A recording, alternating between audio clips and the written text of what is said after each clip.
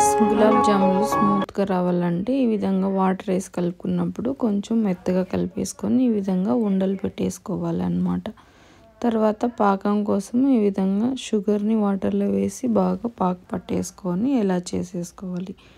Fry చేయడానికి గీ తీసుకుంటే నాకైతే గీతో ఇష్టం, ఆయిల్తో లేదా డాల్డాలో అయినా వేసేసుకోవచ్చు.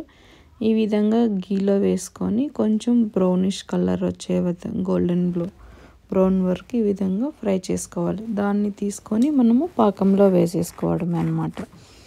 ఈ విధంగా నెయ్యితో చేస్తే మాత్రం చాలా టేస్ట్ అనిపిస్తాయి. నాకైతే చాలా స్మూత్గా ఉంటాయి. ఈ విధంగా ఎక్కువ కలర్ వచ్చినాక వేస్తే అవి పాకులో మెత్తగా అయిన తర్వాత మనకి మంచిగా కలర్ అనేది సరిపోతాయి అన్నమాట.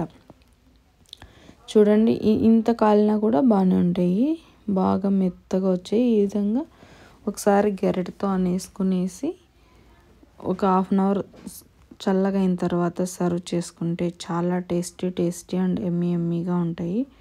బట్ పిల్లలు అయితే అవుతూనే వేడిగా ఉన్నా పర్లేదు తింటాము అంటే ఈ విధంగా వాళ్ళకి వేసి ఇచ్చాను. చూడండి ఫ్రెండ్స్, ఎంత మంచిగా వచ్చాయో.